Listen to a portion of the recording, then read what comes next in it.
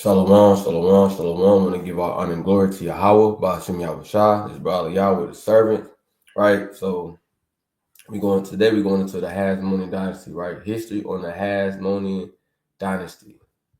So let's get everything set up. Share my screen. Gonna get into it. So get into it right now. Right.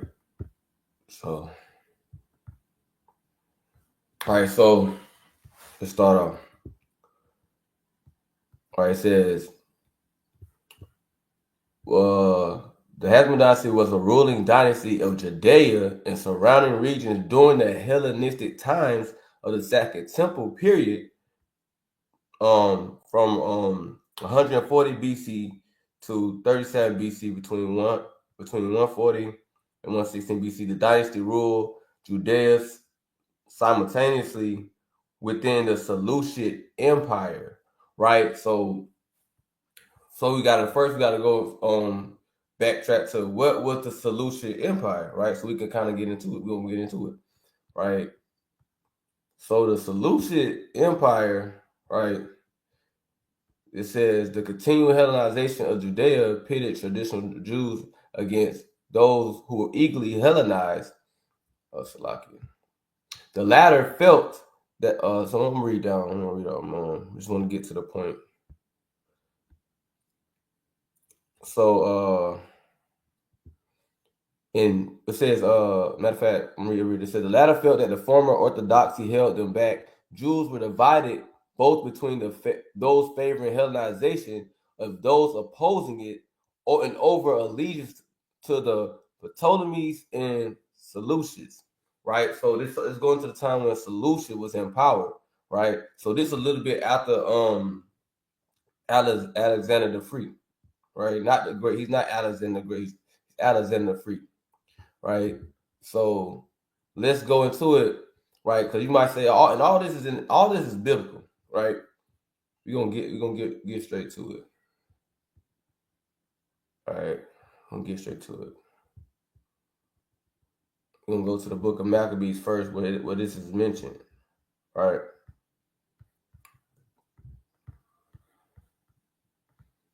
So you go to Maccabees, right? First, this is a part of Apocrypha, right? So the Apocrypha was is between the Old Testament and the New Testament, right?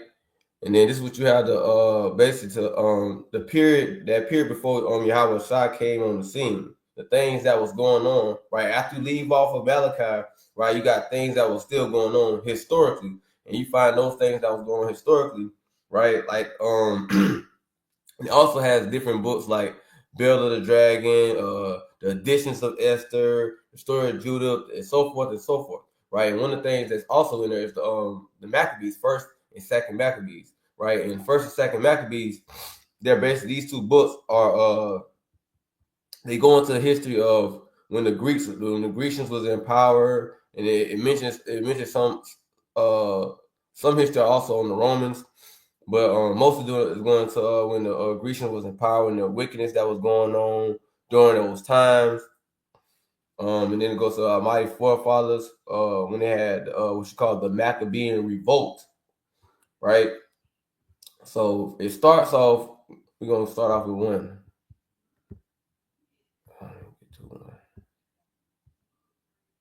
So it starts off here mentioning Alexander the Freak, right? People call him Alexander the Great, but he was a freak. So it says, and it happened after that Alexander, son of Philip the Macedonian, who came out of the land of Chittim, had smitten Darius, king of the Persians and Medes. Right. So this is that's the I want to say that was the Battle of Guacamela. Right. The Battle of Guacamela. And you got to get into this history and things like that. Let me make sure the Battle of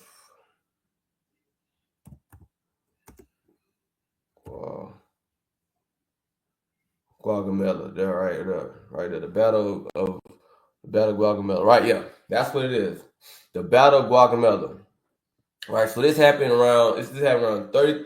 331 BCE, right? The Battle of Gaugamela, right? It says, let me read this right quick, right? So you gotta hop into this stuff, man, right? You gotta hop into your history as well. When you get into the Bible, it's not just about this and that. It's also history as well, right? It's also history. History is very important because also with knowing history, you know how to it validates the Bible even the more, right? It validates the Bible even the more. Because see, the Bible, it actually matches up with things that happen historically, right? And well-known historians, right, validate the Bible. Because you're not somebody say, oh, the Bible ain't real. Oh, it's a real book.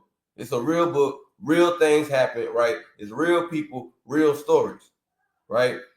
But anyways, so what it's talking about Maccabees, right? We started off, is going to the Battle of Gaugamela, right? It says, Battle of Gaugamela, right? Clash between the forces of Alexander the Great, Alexander the Free, of Macedonian, and Darius of Persia that decided the fate of the Persian Achaemenid Empire. So this battle, right, was the deciding battle. This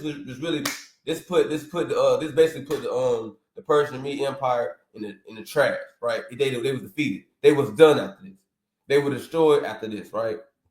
That was that battle, right? So boom. And I ain't gonna get too deep into it, you know what I'm saying? Just gonna read it, just read a little bit, you know what I'm saying? Actually, it's a lot on this, but I really ain't want to too much to go too deep into it. But the point is that what we're reading about is all connects to one another, right? When you go to the book of Daniel, right, in the book of Daniel, it actually prophesies about this happening, basically the downfall of the Persians and the Medes, right? It talks about that. So this battle, the Battle of Gaugamela, right, was that determinant battle. But you know what I'm saying? You can read this on your own time. The source is the Britannica, so you can go to the Britannica and go into the Battle of Gaugamela. It's saying here it got a whole spiel, right? But what we can do though, we can go and kind of go into where it was at, right? So this right here is a visual, right? The battle, it says the battle. So right here it says we gotta learn how to read maps. So we see this sign that, right, that's what battle was. So they had battle over here, right? And this over here kind of towards Israel, right? They had battles over here. They had battles over here in Asia Minor, right? They had battles over here close by Armenia, right? They was getting it in, right? They had a battle way over here, right? Right, it was kind of it was getting it in, right? So, well, actually, this is actually the empire of Alexander the Great. So Alexander the Great, he actually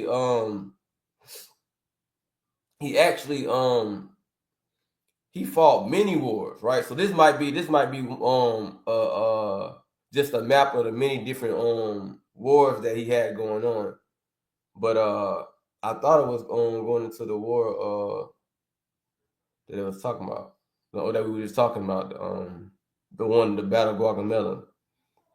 But that's not. It's just a map though, showing his routes that he took, conquering all these different nations.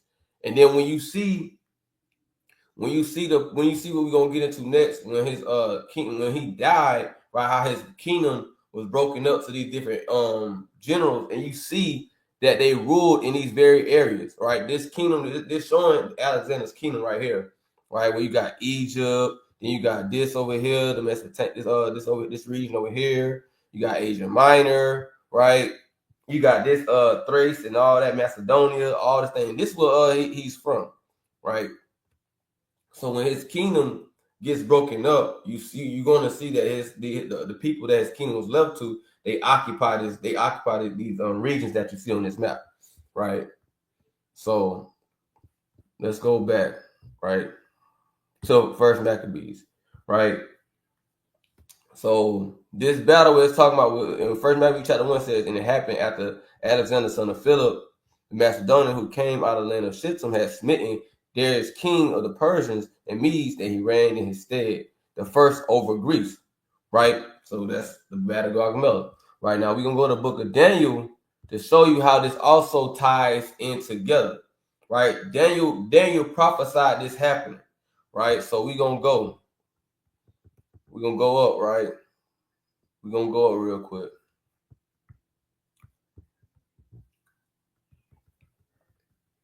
We're going to get into it, right? So it says, right, this Daniel chapter 8. I want to start at verse. We're going to start at verse 8 and 4. We're going to go 8 and 4, right?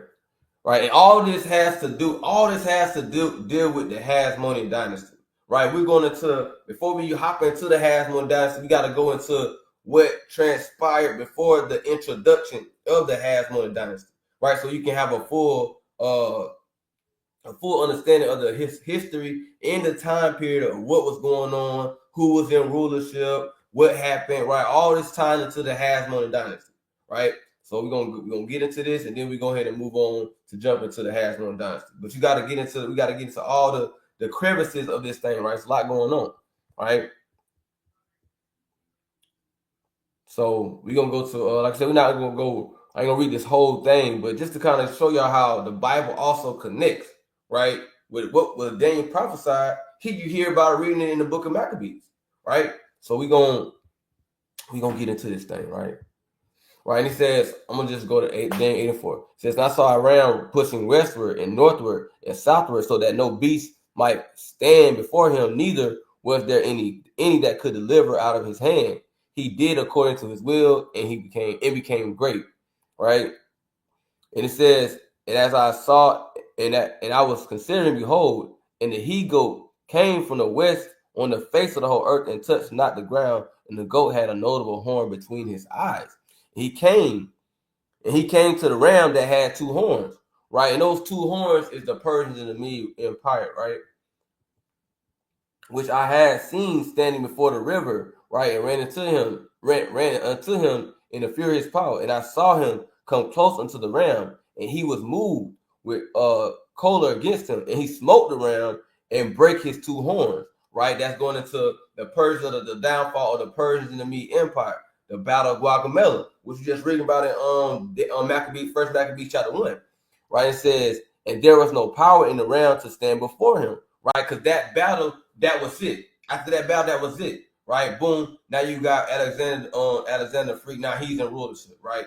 But cast him down to the ground and stamped upon him, and there was none that could deliver the ram out of his hand, right?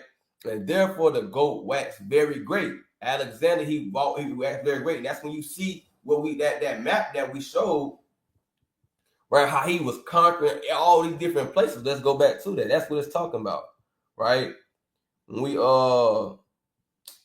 right here, this map that we looking at right here. This is what it's going into, right? This is what it's going into when it's saying that his empire waxed great. This is oh my bad. This is Alexander's empire right here. So this we've seen that it waxed great. Look how much land he controlled, right? He controlled. He had a great kingdom, as they say, right? So that's what you're reading about in Daniel chapter 8, right? That's what you're reading about. But I said he waxed great. There we go, and we're seeing that how the Bible in history is cohesive. It's cohesive. Right, it goes together, it sticks together, right? So it says, and when he came, he was strong. The great horn was broken, right? Like when it says that great horn was broken, meaning he died, right? Alexander died, and that's what we're about to get into, right? And for it came up four notable ones toward the four winds of heaven, right? So we're gonna get into that. So now we're gonna stop right there at Daniel, right? And then what we're gonna do is we're gonna jump down. Cause one will say, well, how do you know this? If you jump down, really, just read down, it tells you the interpretation of the dream. Right? It tells you who the ram is. It says the ram which thou sawest having 2 horns, are the kings of Media and Persia. That's the Persian and Mede Empire, right? Simple, right? Says the goat. And the rough goat is the king of Grecia, talking about Alexander the Great, the freak, right? That's what it's talking about. And the great horn, that is between his eyes, is the first king, Alexander the freak, right? So it's going to this goat, the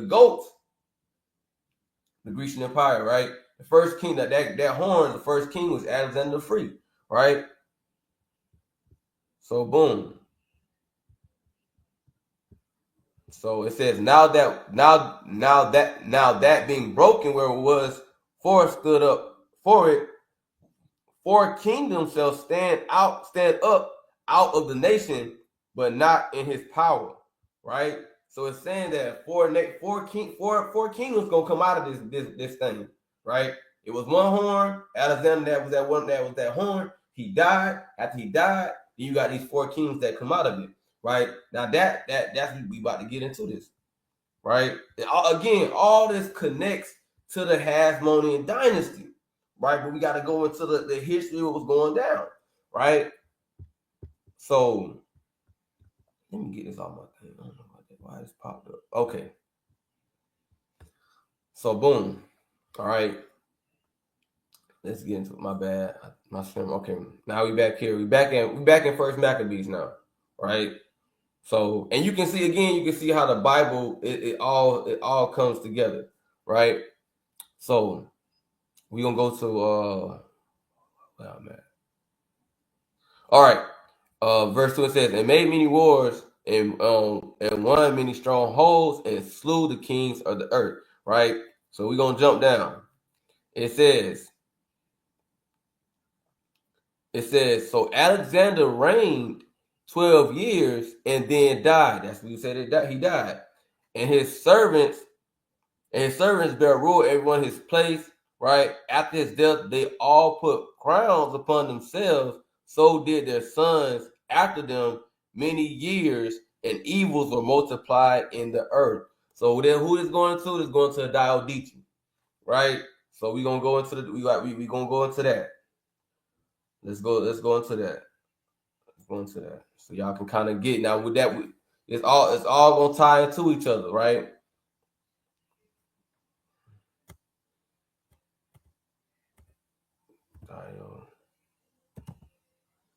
I don't know.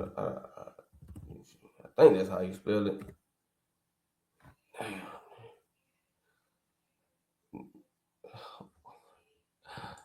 Bear with me. I gotta know how to spell everything.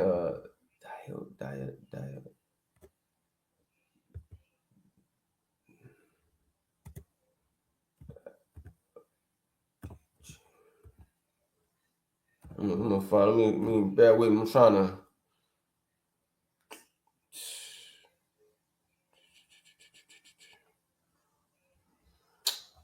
Man, let me go into. Let me go. I'm gonna search it up this way.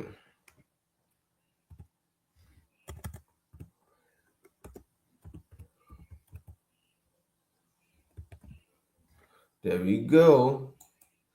There we go. All right. So yeah, that's what I had spelled it wrong. So it's Diodeci. I spelled it wrong. It was Diadochi. I see. You know, that's how you spell it. I was spelling wrong. I was spelling hella wrong. Right. So that's what it was called though. It says after Alexander's great death, right? It said his empire was divided among his 4 generals, known as the Diodeci. Right? So that's where you get that term, the Diodeci, right? So you gotta be able to get into this thing. So the Diodeci, right, what we talking about, right? That's connected to what it says right here. Wherefore his called his servants such as by what it says that they put crowns over his head, their heads. Right, what it says, and they all put crowns upon themselves, right? So they had their own little kingdoms. They had their own little kingdom going on, right? So let's go back to where we was at the Dynasty, right? So you had Lysimachus, right, who took Thrace, right, and much of Asia Minor, Cassander, right, who controlled Macedonia, Greece, Ptolemy, right, who ruled over Egypt, right, Palestine, Cilicia, Petra, and you had Seleucus, Nicator, right, and who ruled the remainder of Asia and founded the Seleucid Empire. See how that all connect? We was talking about how this is how it all connects to the Hasmonean dynasty, right? We just was reading. It says, who was that? Where was that? We had went into it, yeah. It was yeah, it says opposing it was talking about the Seleucid Empire. We was reading that. Let me go up. Bear with me. Yeah. When we was up here, we was reading, we was saying, okay, it says the dynasty ruled Judea simultaneously within the Seleucid Empire. So that's where you get the Seleucid Empire, right? And then it was talking about the Ptolemies and the Seleucids going at it, right? Right, opposing over the allegiance to the Ptolemies or the Seleucids, right? Not going at it, but you had Ptolemy, which was one of the generals of the other general of Alexander the Great, right? So let's go back to it. Bear with me, right? So all this connects the dots. Sorry, I'm looking for my spot I was at. Okay, maybe I have to scroll down. Maybe I have to scroll down. Oh, there we go. There we go. I want to get a map. Right? Get a map. This is not the kind of map I want though. Let me see. Dial DT. Let me see. They got a map. Right. So here it is. This is a perfect map. Right. Perfect map of what we was talking about. So, right. So this is what it was talking about. So this is Ptolemy, right? This is Seleucus, right? Nicator, right? Which was the Seleucid Empire, right? You had Lysimachus, right? And Cassander, right? And Antigonus, right? Yeah, this is the map right here, Slaki. So this is the map. The Seleucid Empire here, right? You got the Ptolemy Empire here. You got Lysimachus. These are the four generals right here. Cassander, right? And then you had this was the Antigonus right here in this region right here. So this is Alexander Kingdom broken up, right? So now we understand. Okay, we got a backdrop. Okay, all right. So you had Alexander the Great, the Freak. Then you had him dying. Now you got the Diocletian. You got all these different kingdoms that they got set up, right? So boom. Now we're finna go deeper, right? And going more into the Hasmonean dynasty. We had to kind of get the backdrop. We got the backdrop. Now I finna go a little more back into where we was at, right? So, right here, right. So it says, and conflict broke out between High Priest Onias, who opposed Hellenization and favored the Ptolemies, and his brother Jason, who favored and Jason was wicked. And you read about these two men in first. You read about both these men in the book of Maccabees, right? You read about Jason, right? Jason, that wretch, wicked dude, right? And he had Onias the high priest, right?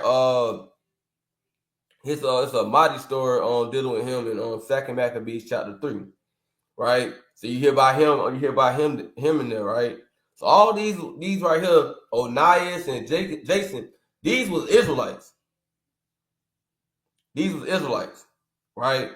Jason, he was wicked, right? And you had Onias, right? He was a high priest, right? He was a Levite, right? So boom. So you had this going on, right? And I'm gonna keep reading. It says,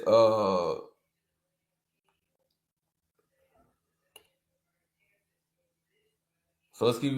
I don't want to read this. I guess we gonna jump around. What it says. And both Jason and Menelaus bribing the king to win the high priesthood and accusation of murder and competing contenders for the title. And again, Jason, he was wicked, right? And you read about that in the book of First and Second Maccabees, right? But I want to jump down where it says, let me jump down. It says, Hellenized Jews, right, are now, hold on. I'm gonna jump down to this. It says the Judean Hellenization, the most dramatic, and this what you had. This where you had the Hellenistic period. That's why when you get just to say this too. This way you go in. So when you see Paul now on the scene, when you have Israelites that were Grecians, you said nor Jew nor Greek.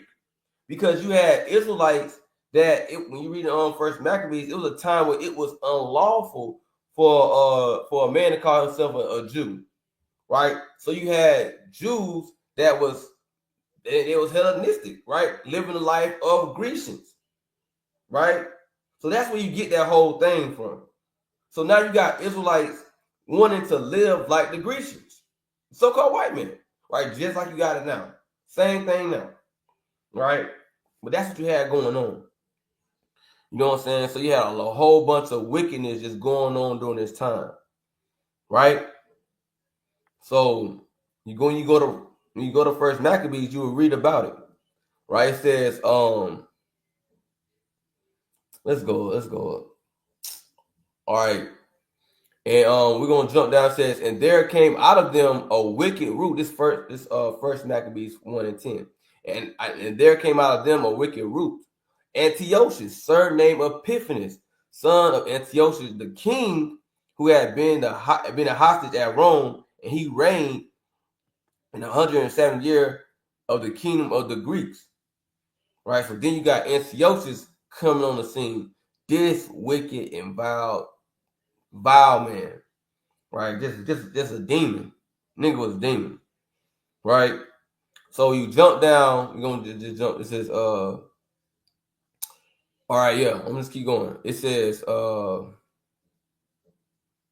it says, in those days went there out of Israel wicked men who persuaded many, saying, let us go and make a covenant with the heathen. That's when you go, you go back here, we talking about, you have men like Jason, who's trying to get in cahoots, right, with the solutions, right? Like just wicked, man. Trying to get down with the heathen, right? Trying to bribe, trying to just doing all kind of manner of wickedness, man. Trying to bribe the priesthood. That's madness, right? And it's crazy. It was crazy. Treachery, betrayal, that type of stuff is going on, right? So that's what you hear when you see about this gymnasium, right? You see it says Jason converted Jerusalem to a Greek polis replete with gymnasium, right? This is when these niggas were exercising naked, right? They was exercising naked. That was going on, right? That's what so-called white men do. That's what we get down, right? Your first gym, like how y'all go to now, it ain't the gym that you think it is. They used to work out naked. Just keep it simple, right? So this it's all manner of wickedness going on, right? This was going on, right? So boom, go back to First Maccabees. That's why you hear why it says this. Let's keep reading. It says so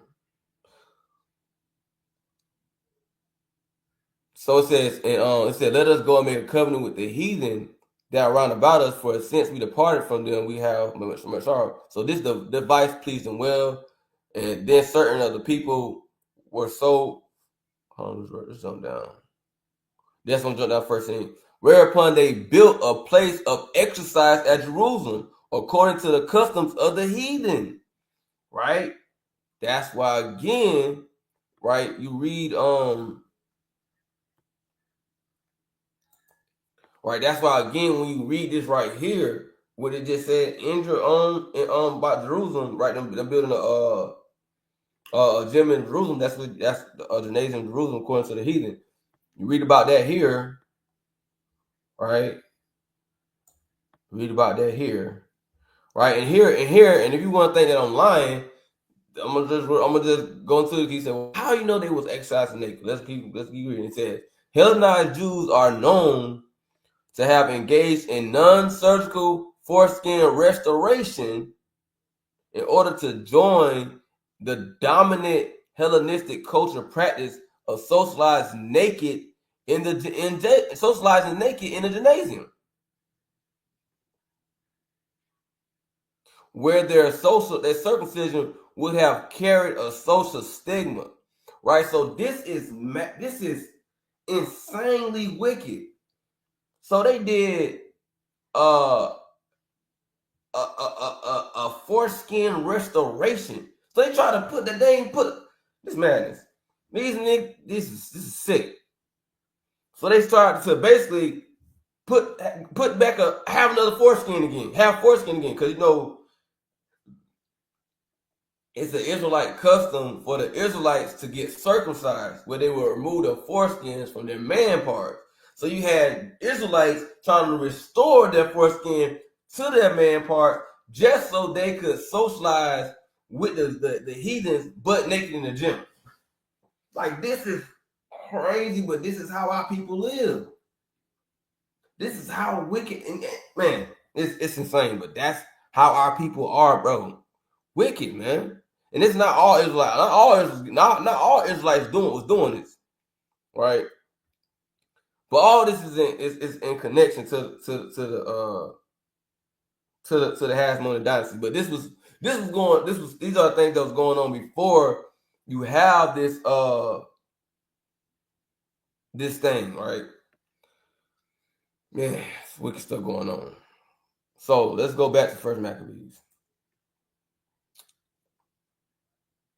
And here you go. Right. And they made themselves uncircumcised and forsook the holy covenant and joined themselves to the heathen and were sold to do mischief. So you had wicked Israelites just doing all manner of evil, man. So let's jump to I want to see where I was trying to go with this.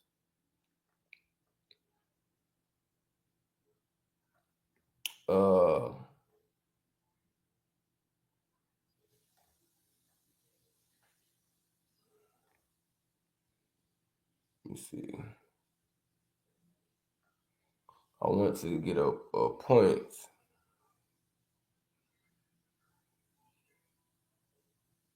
All right. It's right here. This is what I want to get. It says, yeah, I'm gonna get right here. It says, this jump out of verse 43. I'm still in First Maccabees, but I'm at verse 43. It says, "Yea, many also of the Israelites consented to his religion and sacrificed unto idols and profaned the Sabbath day." So you got people that's consenting to the lifestyle of Antiochus, the wicked heathen, right? Profaning the Sabbath, right? Sacrificing idols, right? And they also polluted the sanctuary. Like, it was just a lot going on, right? And it says, for the king sitting on, let me go back, let me jump down. It says, and forbid, for the king had sent letters by messengers unto Jerusalem and the cities of Judah, that they should follow the strange laws of the land and forbid burnt offerings and sacrifice and drink offerings in the temple, that they should profane the Sabbaths, festival days, and pollute the sanctuary and holy people, right? Set up altars and groves and chapels of idols and sacrifice swine's flesh and unclean beasts. So this is the thing that's going on, right? This all getting to a point. So what you have is, we're gonna go ahead and leave this off. So this is setting the grounds again for the backdrop of the history of the Hasmonean dynasty. This is what was going on during those times. You had Israelites living like Grecians, right? You had Israelites living like the Grecians, right? You had different people, different nations in rulership. It was a lot going on. So amongst all these things, you had men that decided to buck up against the system. That's when we get the start of the Hasmonean dynasty, right?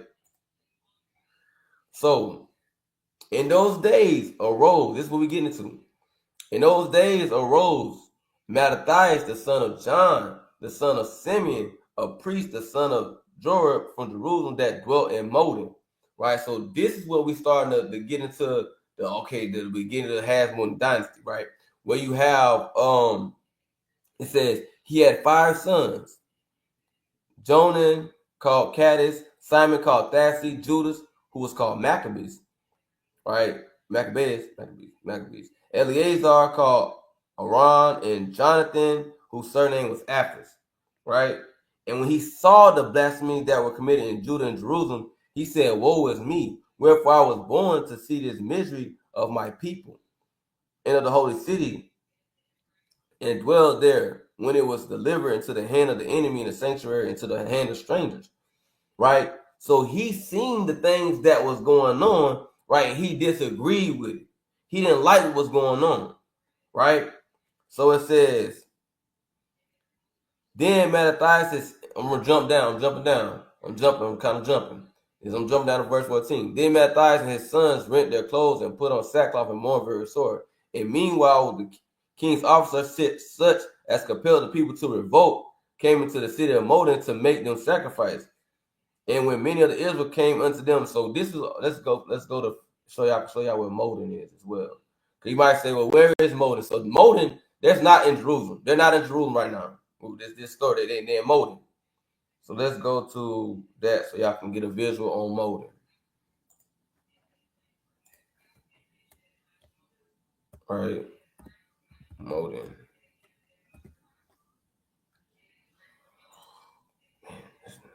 It's not what I'm trying to.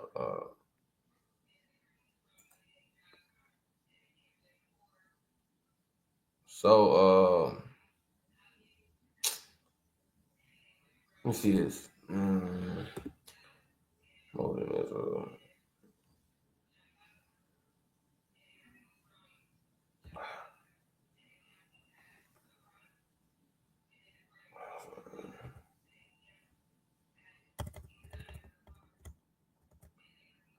hold on.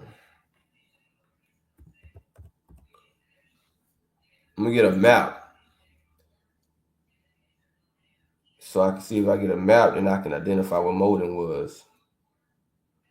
Let me see if I get a map. Let me get a map on here.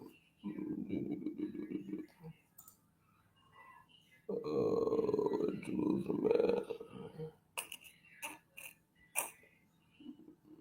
No, I don't know why they got this, but I don't know this. Bear with me. I want to get a map so y'all can see, kind of get a visual of what we're talking about here. Let me see if I can kind of. I got a map right now, but it's not specifying places that I want it to be specified. Yeah, I don't like how this map is though. This map kind of crazy. It's crazy looking. Hold on, bear with me. Gotta get it off my screen. All right, I don't like how that map was. That map was kind of crazy. Let's see. Let's try this map out.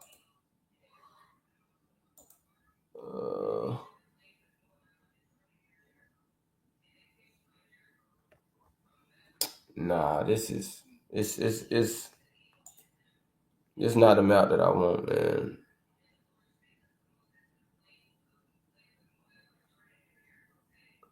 Let me see.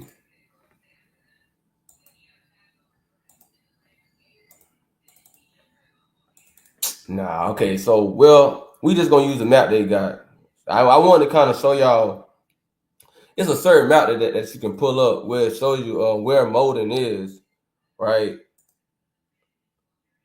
But it's not popping up. So I'm gonna just show y'all the map that they got right now of where Modin is. So you kind of I don't Let me just show you. Let me just show y'all where Modin is now. But I want to show y'all what Modin is back then. But it's probably in the same area or region. But I'm gonna show y'all where Modin is.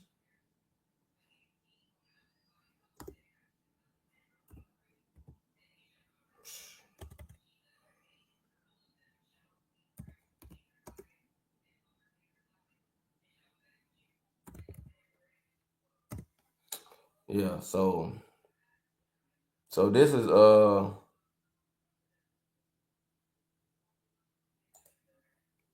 me see, you probably can view it. What do you got it at? They ain't even got it on it. It's irksome.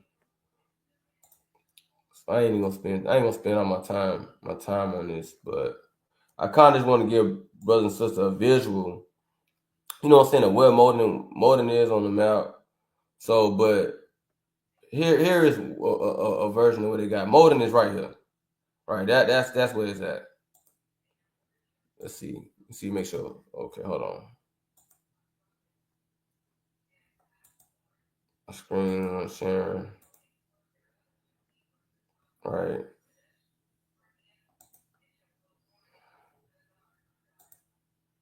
Right. Okay.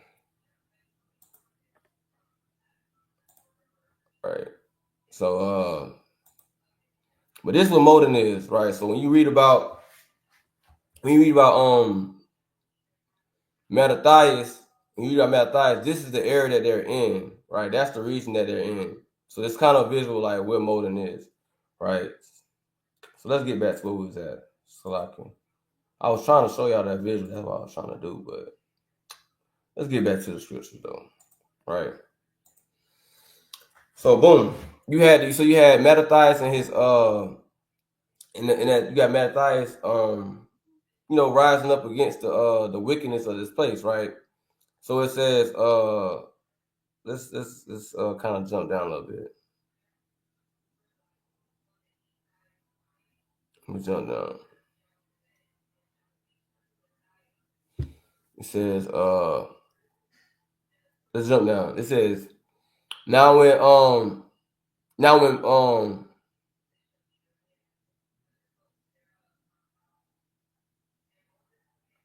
want to jump down. All right, so we're gonna jump down to this. So it says, so they joined. This is Mattathias with his sons and a couple of people that not a couple people, but people that wanted to revolt against the wickedness against the heathen that was going on. Right. So it says, so they joined their forces and smote sinful men in their anger and wicked men in their wrath, but the rest fled to the heathen for secure. Then Mattathias and his friends went round about and pulled down the altars. Right. So these men, this was you call the Maccabean revolt. Right. They start to revolt against all the wickedness that was going on, right? It says, and what children soever they found within the coast of Israel uncircumcised, those they circumcised valiantly, right? So they was doing their thing, right? They pursued also after proud men, and the work prospered in their hand, right? So they recovered the law out of the hand of the Gentiles and out of the hand of kings, neither suffered they the sinner to triumph, right? So these men they getting it in. They going to war, right? They're fighting back. They fighting for the laws of the Most High God, right? It says, now therefore it says, now when the time drew near that Mattathias should die, he said unto his sons, now have pride and rebuke God's strength in the time of destruction, in the wrath of indignation. Now therefore, my sons, be ye zealous for the law, and give your lives to the covenant of your fathers. Right? So he's kind of talking to them, you know what I'm saying? Give him a beautiful and mighty speech through the Spirit. Right? Then he kind of setting things up, right? So let's go to let me jump down to verse 64. It says, wherefore, my sons, be valiant and show yourselves men on the behalf of the law, for by it shall you obtain glory. And behold, I know that your brother Simon is a man of counsel. Give ear unto him always, way, he shall be a father unto you. Right? He kind of sent his sons up.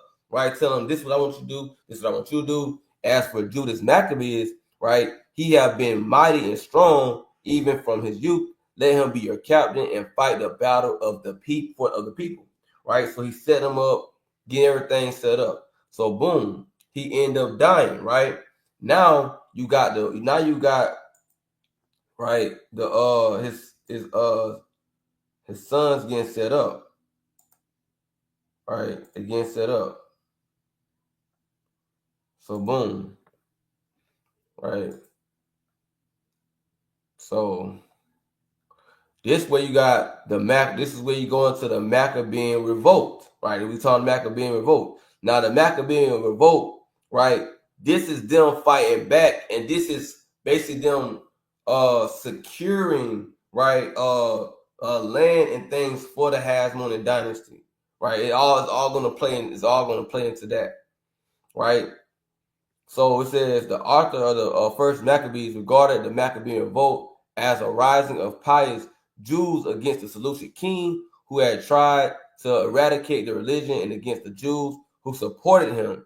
Right? So you have the Maccabean revolt. Right? That's why our people they're bucking up against the this wickedness. Right? So they going to war with Antiochus. I mean, all the different men. That's all the different wicked men, right? So let's jump down. So it says, according to First and Second Maccabees, the priestly family of Mattathias, right, which came to be known as Maccabees, called the people forth to holy war against Seleucus. Mattathias' son Judas, right? This is we was talking about when we mentioned Judas, right? Jonathan and Simon began a military campaign. Initially, with disastrous results, 1,000 Jewish men and women and children were killed by Seleucid troops because they refused to fight, right? And that's when you read in First Maccabees when the chapter 2, right? How they had ended up getting killed because the heathen came and attacked them on the Sabbath day, right? And the brothers they didn't fight back because it was Sabbath day. But then they made a pact with each other. They said, "Hey man, we can't let this happen again." You know what I'm saying? We can't sit here and let these people just destroy us. If we do this, we're not gonna survive this, right? So they made a pact. Way, man. They come. Any day they come at us, we going to war. We going to war about it, right? So that's what happened. Other Jews then they reasoned that they might fight. They must fight when attacked, even on the Sabbath day, right? That's that same passage reading is it was in there, right? Matter of fact, I'll go to it real fast.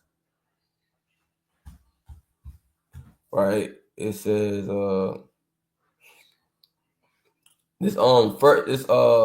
first Maccabees chapter 2 and 41 says, at that time, therefore they decreed, saying, whosoever shall come to make battle with us on the Sabbath day, we will fight against him, neither will we die all as our brothers that were murdered in the secret places. So that's when they made that pact, right?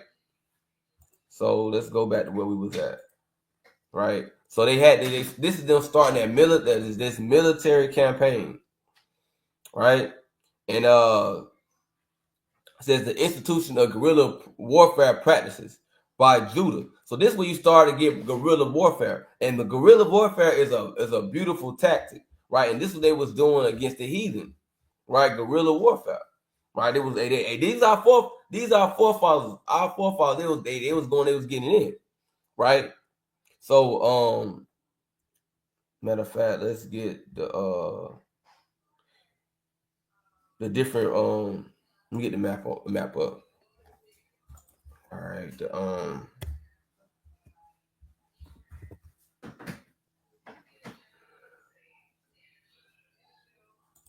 vote.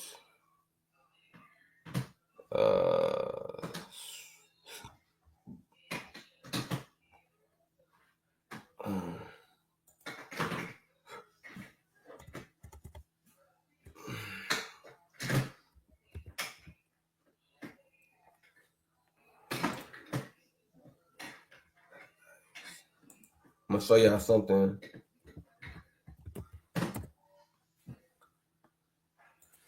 so y'all can see the different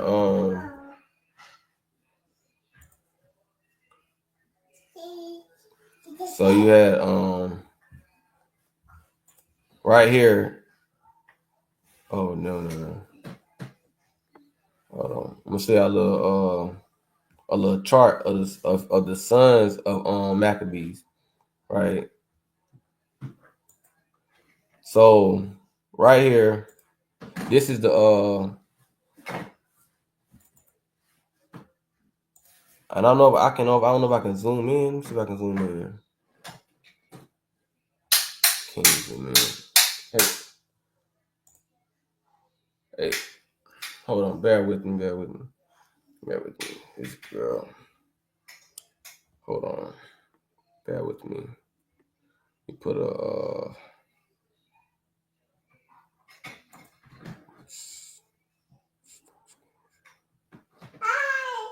all right, hold on.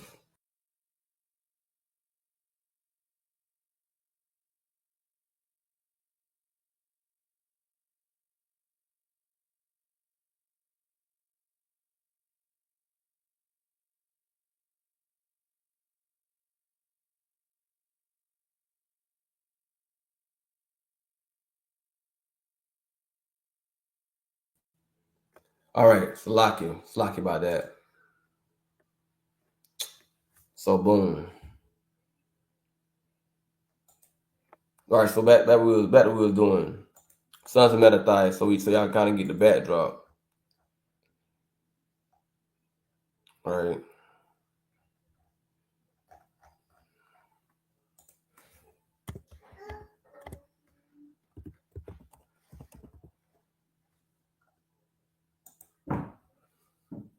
All right, here we go.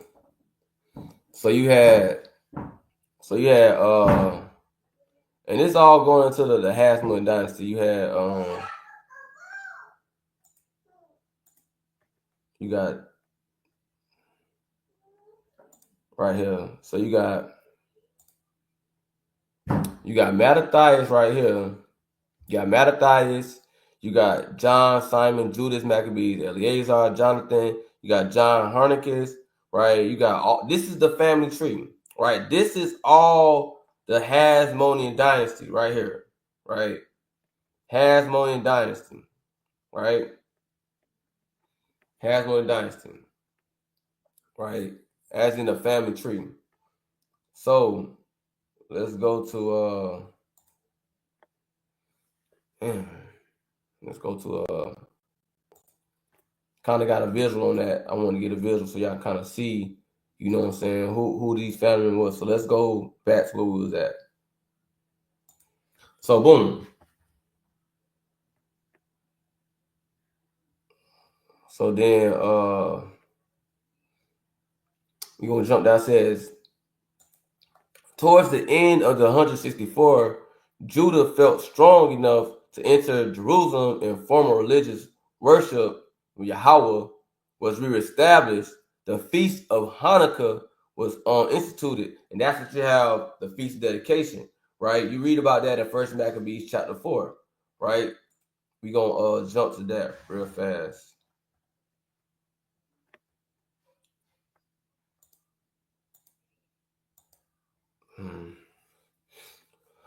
Okay.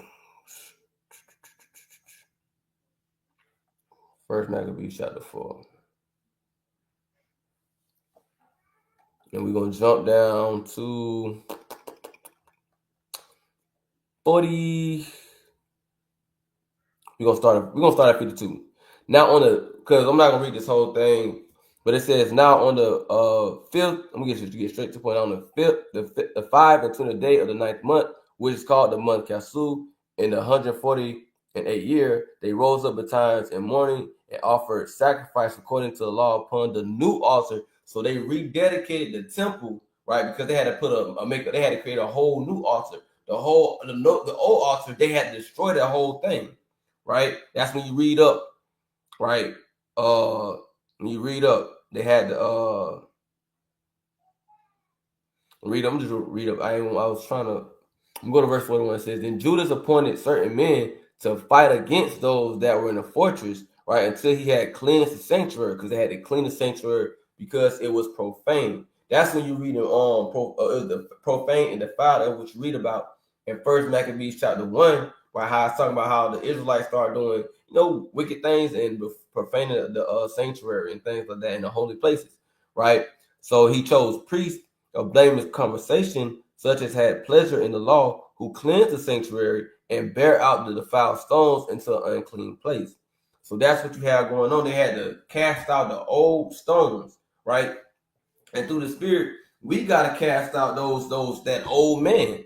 No, the ways of the life of the old man. We gotta cast those things away, right? Throw those, get that up off us, right? Remove that from us, right? We gotta remove, just like they had to remove the foul stones. We gotta remove the ways of the old man, right? We gotta remove the ways of the flesh, right? We gotta remove the defiled, unclean things and ways away from us, right? So they cleanse the temple, right? And it says, can you jump to verse 45? It says, they thought it best to pull it down, lest it should be a reproach to them, because the heathen had defiled it, wherefore they pulled it down and laid up the stones in a mountain of the temple in a convenient place, until there should come a prophet to show what should be done with them. Then they took whole stones according to the law and built a new altar according to the former, right? So they did that, and then we're going to jump down to verse 59. It says, moreover, Judas and his brethren with the whole congregation of Israel ordained that the days of dedication of the altar should be kept in their season from year to year by the space of 8 days, in the 25th day of the month Caslu, with mirth and gladness. So there you have the feast of dedication, Hanukkah, right? So let's go back to where we was, right? So you got that going on, right? Now it says from revolt to independence, right? It says after 5 years of war and rage, Judah sought an alliance with the Roman Republic to remove the Greeks. In the year 161 BC, he sent Eupolemus, the son of Johanan, and Jason, the son of Eleazar, to make league of a mighty and confederacy with the Romans. A Seleucid army under General Nicanor was defeated by Judah, right? And that's why you have the day called the destruction of Nicanor. That's actually a day that they kept as well, right? So, of the battle of Adasa, right? When Nicanor himself killed in action. Next, Maccabees was sent with alchemists in an army of 20,000 infantry and 20,000 infantry and 2,000 cavalry, and met Judah in the battle of Ahlayah, right? Ahlayah, where this time it was the Hasmonean commander who was killed, right? So this is the time when Judas got killed, but that didn't stop anything, right? They just set up a different brother was set up after him, right? So it says, I'm gonna jump down, and you read about this also in First and Second Maccabees, right? Let's jump down.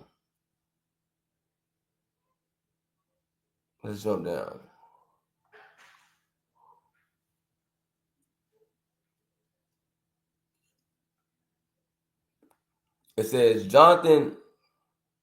I'm gonna jump down when they had put Jonathan. And like I said, all this is we can, matter of fact, let's get it in the scriptures, man.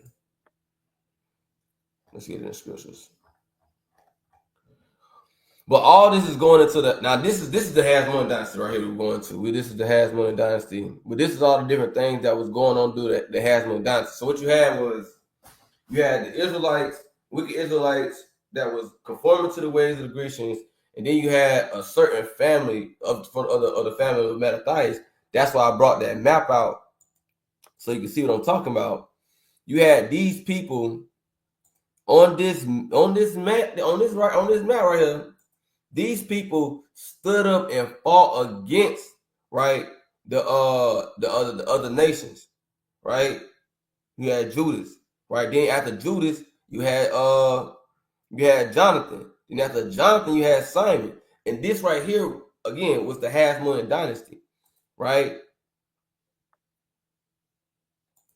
So again, so boom. Oh yeah, my bad, Salakia. Let me go to this right quick so y'all can see. All right. Bear with me.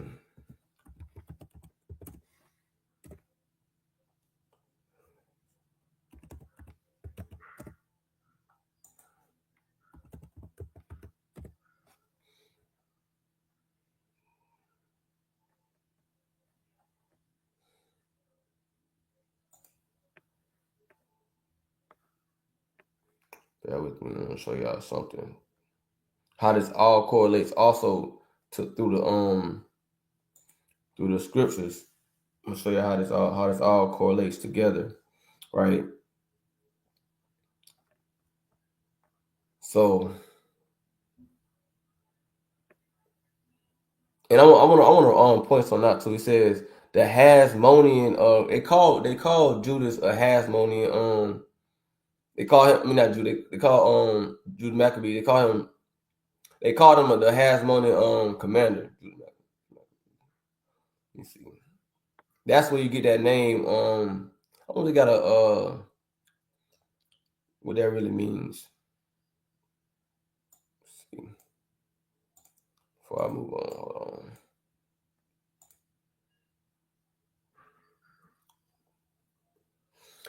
It says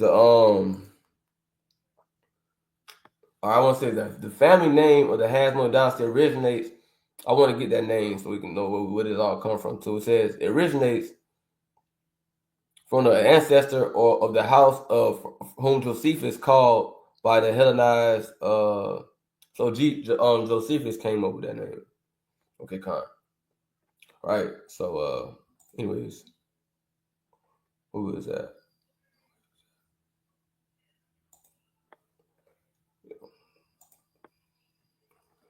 Let's go back.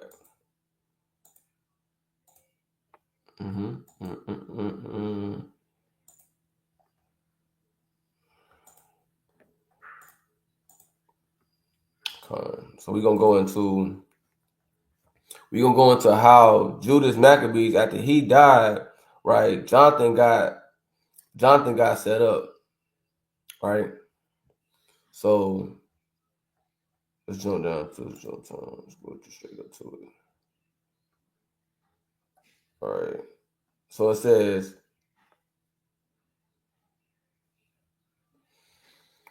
we're going to go to this first Maccabees chapter 9, and I'm going to start at verse number 14. Now, when Judas perceived, like we were just reading, we're going into it now. We're reading from the scriptures. Now, when Judas perceived that Bacchus and the strength of his army were on the right side, he took with him all the hardy men who discomfited the right wing and pursued them unto the mount of Azotus. But when they of the left saw that the day of the right wing were discomfited, they followed upon Judas and those that were with him hard at the heels from behind, whereupon there was a sore battle, insomuch as many were slain in both parts. Judas also was killed, and the remnant fled. So that's you had the death of Judas, right? Now we're gonna go down to verse 28, right? So with Jonathan, he gets to the picture. It says, for this cause all Judas' friends came together and said unto Jonathan, since thy brother Judas died, we have no man like him to go forth against our enemies, and because and against them of our nation that are adversaries to us. Now therefore we have chosen thee this day to be our prince and captain in his stead, that thou mayest fight our battles. Right? Upon this, Jonathan took to the governance upon him, and at that time and rose up instead of his brother Judas. Right? So there you go. You got that's that out of the scriptures. So now you got Okay, now you got Jonathan in rulership, right? So let's jump down. So now you got the now this and this right here on this side here, you have a you have a little timeline. You can kind of see it a little bit, right? So you have a timeline, and then it's going to where you have Alexander Bolus appoints Jonathan high priest after victory in 150 BC. Jonathan becomes civil governor of Israel, right? That's after his brother died, right? Then you got says Hasmonean Dynasty. So now then you got Simon Thassi, right, which is Jonathan's brother. He comes up next in the stead, right? So let's go to let's see what they got on here, right? So it says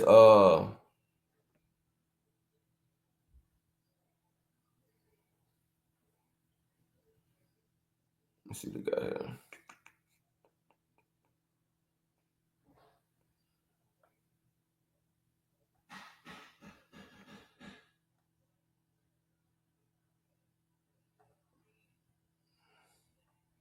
Let's see the jump down.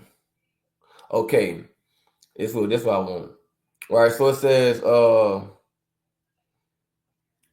let's jump down. That's what I said. So it's like it says, like Judah in former years, Jonathan saw alliances in foreign peoples. He renewed the treaty with the Roman public. Like I said, it was a lot going on. Like I don't want to read the whole thing, but you had, Jonathan. He's in rulership. Right, so it says he renewed the treaty with the Roman Republic and exchanged friendly messages with Sparta and other places. However, documents referring to those diplomatic events are it says Diodotus Tryphon went with an army to Judea and invited Jonathan to Scythopolis for a friendly conference where he persuaded him to dismiss his army of 40,000 men, promising. And that's the so-called white man for you, man. These niggas, they crafty. To give him Ptolemaeus and other forces, Jonathan fell into a trap. He took with him Ptolemaeus 1,000 men, and all of whom were slain, he himself taken prisoner. Right? So you got that going on. So let's get that real fast.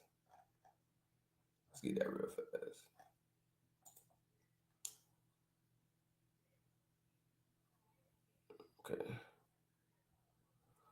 Let's see this jump down. Where we at?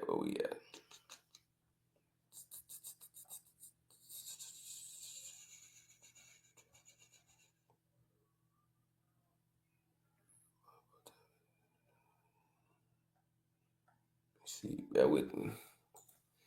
We back in the Bible. We want to get into the Bible about this thing. So it says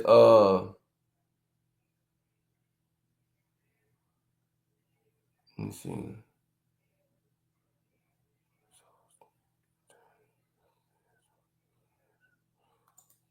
Get this thing. I want to show y'all, you know what I'm saying? Again, how this all correlates together, what we read it on the web, and how it correlates to actual things in the Bible. Right? So and then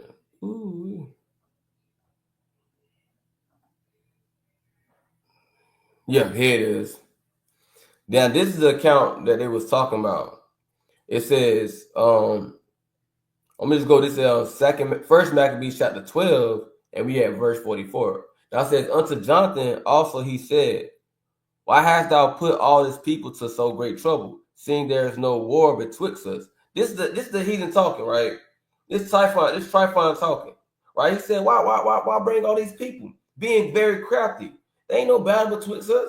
We ain't beefing. Ain't nothing going on, right? Deceitful. But I tell you not to trust thy enemies, right? It said also his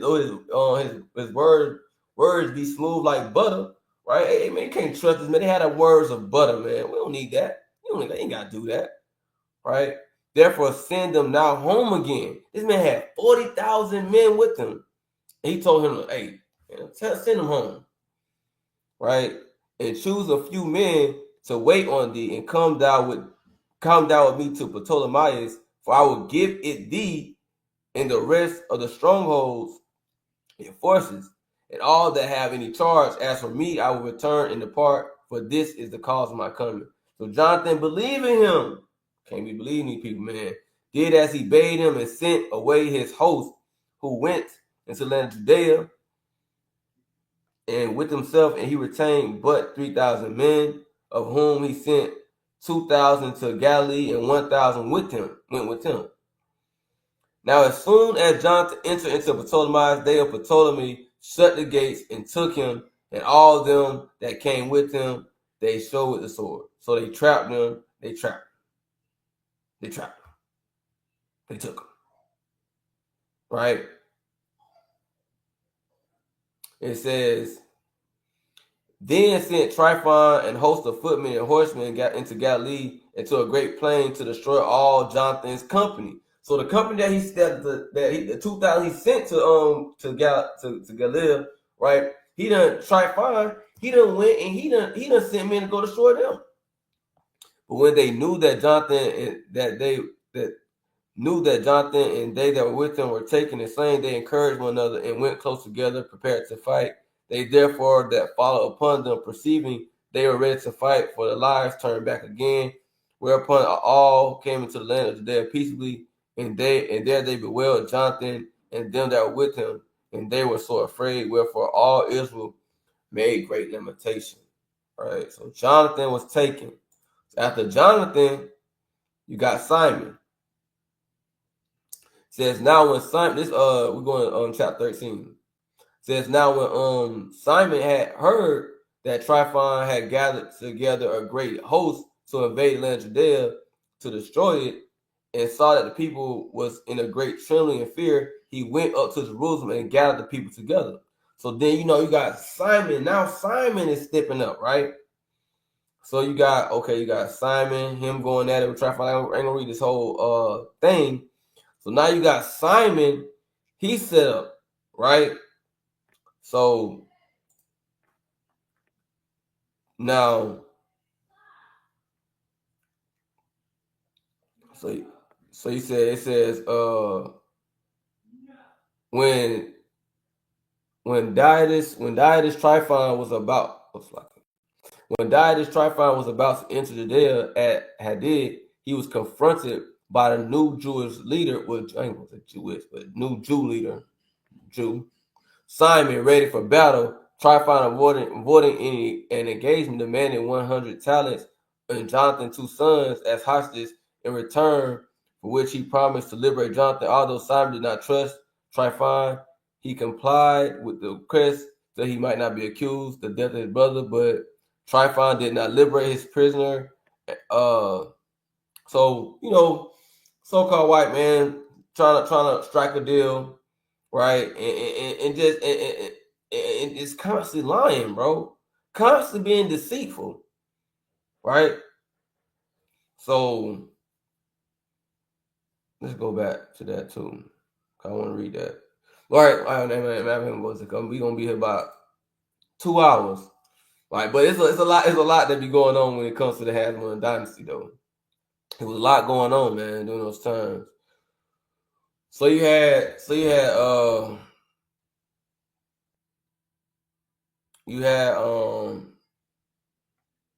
basically Simon on the scene, right?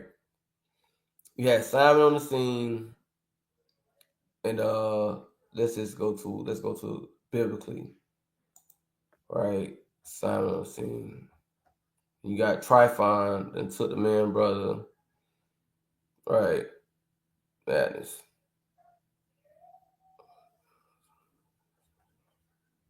You see what else I was gonna get at? Let's see what else we're gonna get.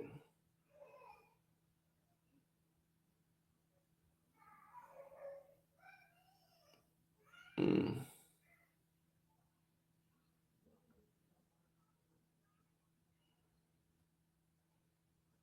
with me. I'm right here. Bear with me. I want to see. Okay.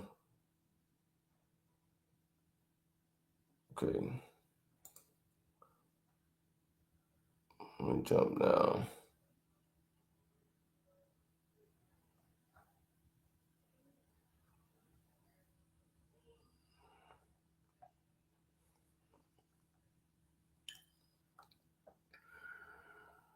So I want to get basically. Actually, I'm going to like from sun to sun, so you can kind of see the different rulerships of it.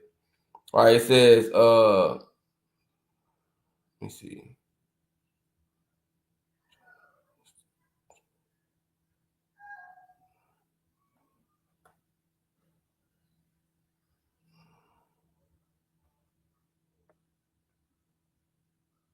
There we go. There we go. All right. So boom. So here we go. We had first Maccabees chapter 16 and we had 14. Now Simon was visiting the cities that were in the country and taking care of the good ordering of them, at which time he came down himself to Jericho with his sons Mattathias and Judas in 167th year in the 11th month called Shabbat, where the sons of Ababus receiving them deceitfully into it was a lot of deceit, treachery, lies, betrayal going on also in this time period. You got so-called white men making covenants, then breaking them, saying I'm gonna do this, and then he's not doing it. You got Israelites betraying Israelites. I mean, it was you had good times when Judas was reigning, right? But in a way, it ended up happening. He ended up dying, right? But it's all good because you know what I'm saying. It's all good because our people chose to stand up and to fight against evil, to fight against oppression and tyranny. So it's all good. It just sometimes, hey man, things happen, right? Right, and like I said in the scriptures, don't think you're not going. You gonna only receive, rough paraphrasing, that you only gonna receive good of the Lord, right? So, but a lot of things just kind of went down in this time period, man. You know, but anyways, back to what it says where the son of Ababus, receiving them deceitfully into a little hole called Docus, which he had built, made them a great banquet. Howbeit he had hid men there. So he done threw a banquet. Now this is what Simon's in rulership. So we seen what happened to Jonathan. Jonathan got trapped. Listening believing Tryphon. Tryphon untrapped the man. Now boom, now we got Simon on the scene. Simon on the scene, he chilling, he ended up getting tricked into a banquet. Right? And it says, so when Simon and his sons had drunk largely, but told me, and his men rose up and took their weapons and came upon Simon into the banqueting place and slew him and his two sons and certain of his servants. So then now you got Simon got killed. Right? And in doing, he committed a great treachery and recompensed evil for good. Right? So that's what you have here. It said that Simon led we back here. Simon led the people. Now we back at the thing that we was reading, the document that we was reading. Simon led the people in peace and prosperity until February 135 BC. He was assassinated at the instigation of his son-in-law Ptolemy, right? And this man's son-in-law. This is madness, man. Right? This is crazy. Right? Own son-in-law. Right? Who had been named governor of the region by Seleucus. Simon's eldest son Mattathias and Judah were also murdered. Right?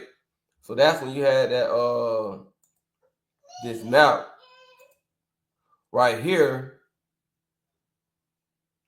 Right, you got Simon right here. This is Simon. Oh man, this is Simon's lineage right here. You got Simon right here. So you got Judas, you got Mattathias, right? They got murdered with Simon at the banquet that we read about in 1 Maccabees chapter 16. But then you got here the other son, which was John Hernicus. Now he's going to rise up, right? And then you see him also here, right here on this thing here. This on this timeline here, it says John Hyrcanus gained. Oh, I'm gonna show y'all. John Hyrcanus gains full independence and begins conquest 110 BCE. Right? So that's what you have there. Okay. Now let's go back where we was at. Hey, how I get this off?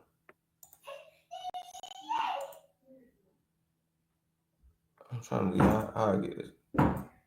How I undo it. Okay, that's what I did. Okay. So you got that. So let's go back to the Bible.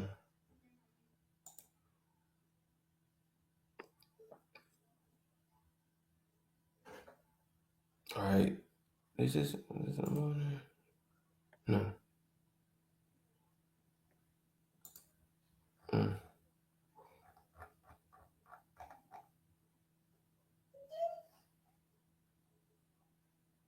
So it says, hold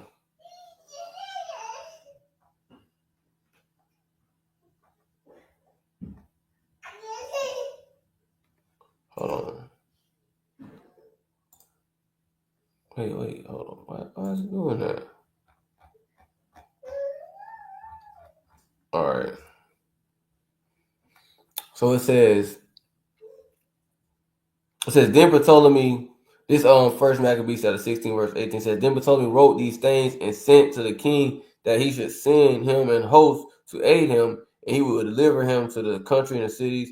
He sent others also to Gaza to kill John, and unto tribunes he sent letters to come unto him, that he might give them silver and gold and rewards. Others he sent to take Jerusalem and in the mountain of the temple. No one had run afore to Gaza and told John. No, now one had run before to Gaza and told John that his father and brother were slain, and quoth Ptolemy has sent him to slay thee also. Hereof, when he heard, he was so astonished, so he laid hands on them that were come to destroy him, and slew them, for he knew that they sought to make him away. As concerning the rest of the acts of John in his wars and worthy deeds which he did, in the building of the walls which he made in his doings, behold, all these are written in the chronicles of his priesthood from the time he was made high priest after his father. So that's when you have John Harnicus, right? Boom. He in rulership. He many wars, and he basically, when he was on the scene, that's when they really had full independence, right? Gains full independence and begins his conquest. So that's what you have there. So let's see.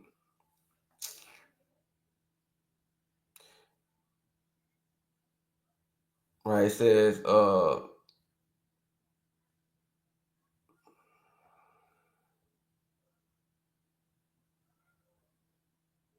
let me read this. Let me show y'all this. So it says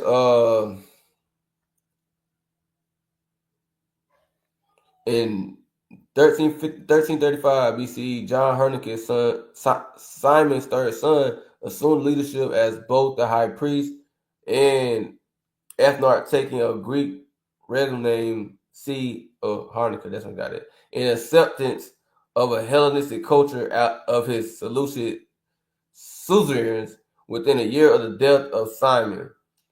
Seleucid king Antiochus What's that? Attacked Jerusalem. According to Josephus, John Hardicus opened King David's sepulchre and removed 3,000 talents, which he paid as a tribute. So now all this all this going is this is documented from historian Josephus, because after the and when we read First Maccabees, that's the end of First Maccabees right there. That's the end of First Maccabees, chapter 16. That's the last chapter, right? And when you go back to we go to chapter 2, I mean Second Maccabees, it's going into kind of the same story we just went. And Second Maccabees, it ends with the death of Nicanor. Right? It ends with the death of Nicanor. Yeah. Yeah, it only has, I want to say it just have 14 chapters. Oh no, just 15 chapters. Yeah. It ends off, there's I want to say, yeah, it ends off with the death of Nicanor. After Nicanor, that was it. So it ain't too much on that on the Hasmonean Dynasty and First Maccabees left on that, right? It's kind of like leaves off that in the script. So we go into the accounts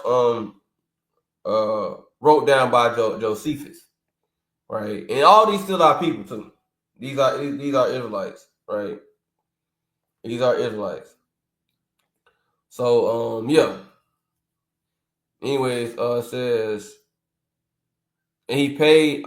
Oh yeah, and he paid as a tribute to spare the city. Right, he remained governor as a Seleucid vassal for the next 2 decades of his reign. Hardicus continued, like his father, to rule semi-autonomously from the Seleucids.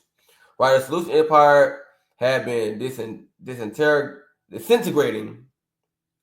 The Seleucid Empire has been disintegrating in the face of the Seleucid Parthian wars, and in 129 BCE, Antiochus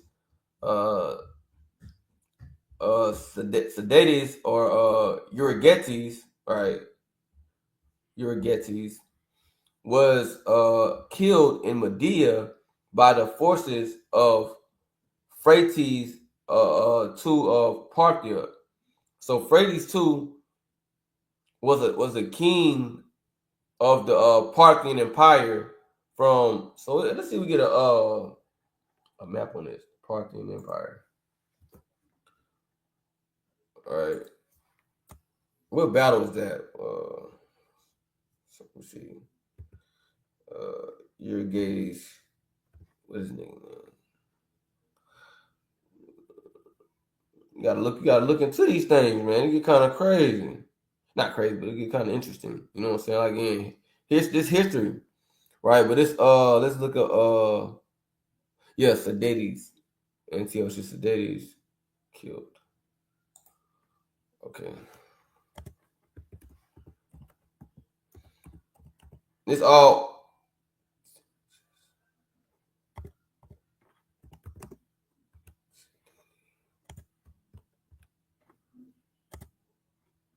Sidetes killed.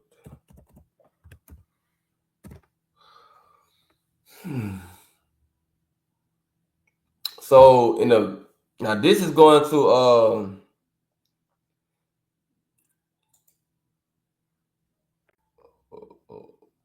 wait, let me see.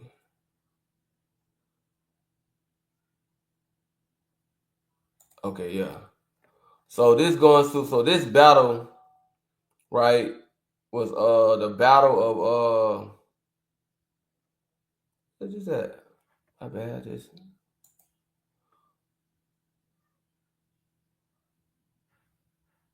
what is that?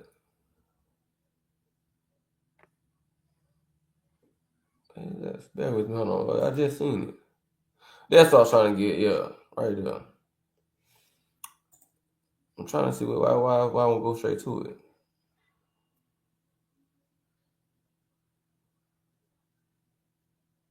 Let me see, because it keep switching on. I'm trying to get it. was reading that.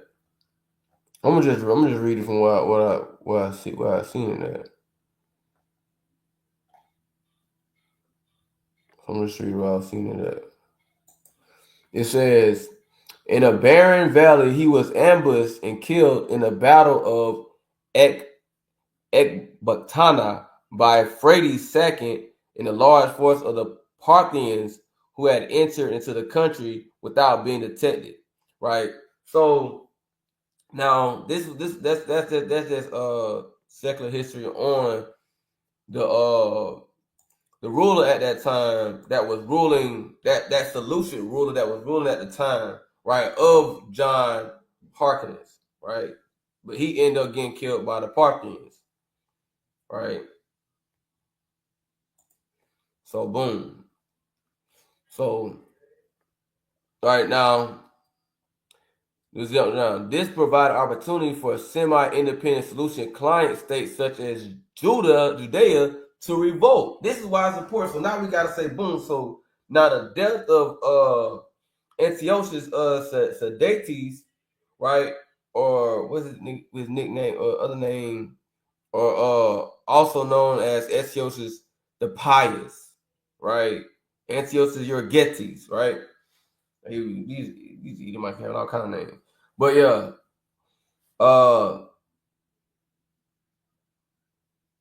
So, but after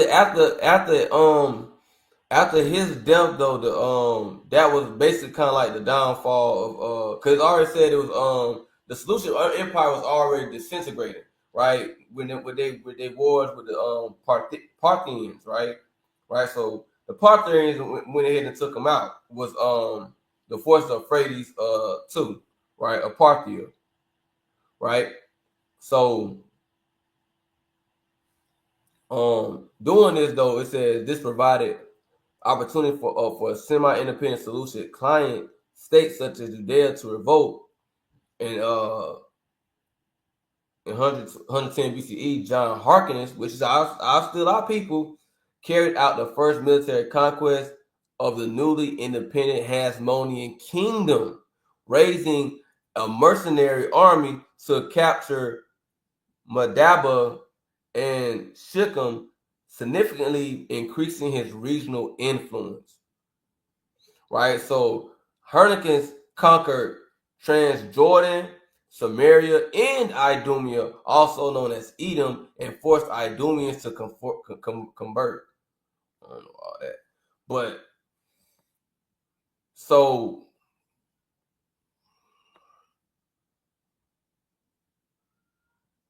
we had this. So I'm bring up a map. So this is what it's talking about. Right? They ruled. He took over Samaria,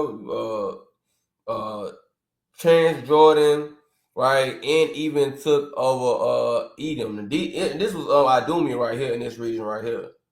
Idumea is in this region right here, right? And he took that over, right? He took that over, right? So this was our people. This is our forefathers. They took all this land, right? They took all this land. It started though. It started off with Mattathias, right? With his sons, right? And it trickled on. It went from Judas, then Jonathan, right? You look at his map. You look what's going on. Judea after the Hasmonean revolt, right? This is Judea after the Hasmonean revolt. We had a little bit of land, right? Then Jonathan got on the scene. Then we got a little bit more, right? Then Simon came on the scene. Then we got a little bit more. Then when John Harkness got on the scene, we got even more, right? And this was growing and growing, right? So that's what you have as the Hasmonean dynasty, right? Then you got to go to Astribulus, right? Astribulus, right? And that goes to Astribulus. That's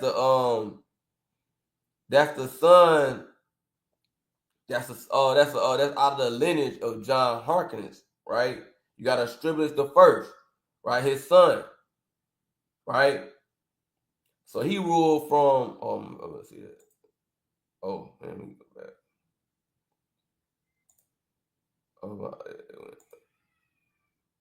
Share screen. Man, let's see what I was at. Right here. I want to show you. Yeah. So you had. So now we got after John Harkness, right? John Harkness. Then you got Astribulus or Aristobulus, something like that. A. Right. So you got him on the scene, right? So you got John Harkness, right? He ruled from 134 BC to 104 BC. So after him, you have his son, right? So let's go to that. Now all this again is the Hasmonean dynasty, right? And you just said the real darker portions of the red. It said this land was acquired under the under the Astribulus his son right here. This my bad. The darker regions, the darkest red was expansion under Astribulus, right? So let's go back. So again, this is the highest moon down. So we're gonna keep going till we get to the end, right? We almost to the end, right? It says so we out here with Astribulus, right? So it says Harkness subdued all the Idumeans, so-called white men, and permitted them to stay in that country if they would circumcise. Okay. They said they circumcised their genitals and made use of the laws of the Jews, and they were so desirous of living in the country of their forefathers that they submitted. Right. So you had still some Edomites in that land. So you had some Edomites that went off, right? And they became the Grecians as we know it, right? And you got some Edomites that went off and became the Romans as we know it, and then you have some Edomites that still stayed in the land of Idumea, right? So you got different sects of Edomites. Just like you got Edomites that's Russians, you know what I'm saying? You got Edomites that's Europe, French. You got German Edomites. They all Edomites, just different sects of them. Then you got American Edomites, right? So-called white. You know what I'm saying? All of them so-called white men, right? Just different sects, right? Different sections of them, right? So boom. It says he desired his wife succeed him as a head of government, with his eldest son, 5 sons, Astribulus, becoming only high priest. Right upon Harkness' death in 104 BC, however, Aristobulus, the first jailed his 3 brothers, including Alexander Janus and his mother, and allowed her to starve there. By this means, he came into possession of the throne. Dang, jailed his own brothers, man. That's crazy, right? And in possession of the throne, and became the first Hasmonean to take the title of king, exerting the newfound independence of the state. Subsequently, he conquered Galilee. Aristobulus died after a painful illness. And that shows you, man, right? That's judgment of Most High. Right? He starved out his brothers, imprisoned his brothers, right? And then boom, the Lord, his reign wasn't even that long. Right? So it doesn't pay being wicked, man. It doesn't pay to being wicked. A Lord strike him down with an illness. Right? Aristobulus' brothers were freed from prison by his widow. One of them, Alexander Janus, reigned as king as well as high priest from 103 to 76 BC. During his reign, he conquered Italy, and according to Josephus, forcibly converted Italians to Judaism. He died during the siege of the fortress Ragaba in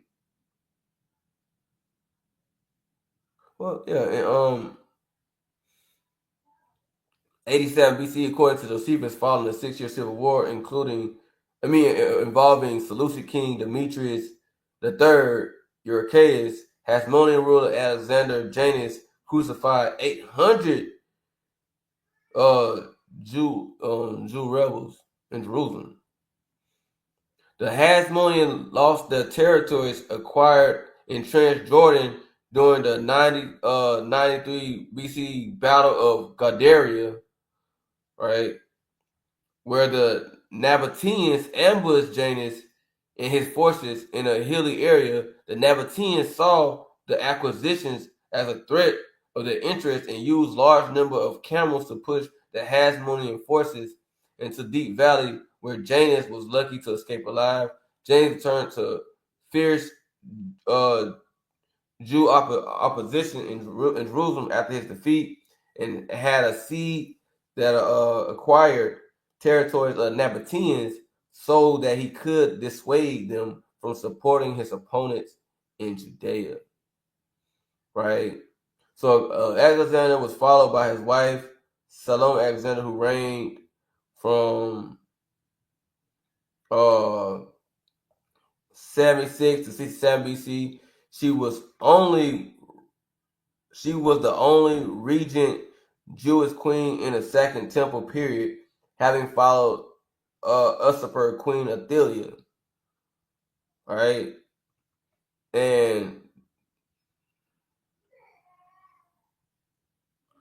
right, hold on. Let's go to some of this math now. Right.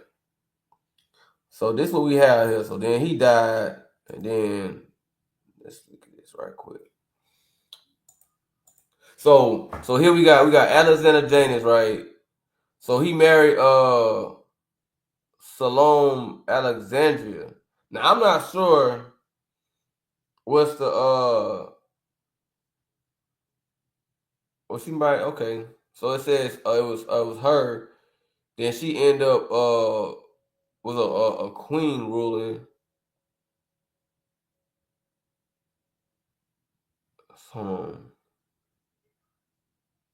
What the heck? Okay, yeah, it's crazy. So then you had Astribulus, right? Number 2, and so forth, right?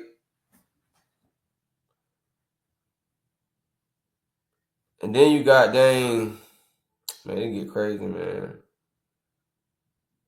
So I'm trying to figure out. So they had a son though, Astribulus the second. I want to say, yeah, Alexander Janus had Aristobulus the second, and Hyrcanus 2. All right, Hyrcanus 2. Right, nominal ruler about 63 to 43 BC. So down at this time, this is all the time periods right before Christ came on the scene, right? So you got all these things going on, right? So that was a little not a little, that was some history just going into the Hasmonean dynasty. As in the beginning when Alexander was on the scene, so when you had the Maccabean revolt, then you had the sons dying out and so forth and so forth. So Lord will now is edifying, right? But want to give all honor to Yahweh Shemel Shai, right? And Shalom. Kwame Shalom.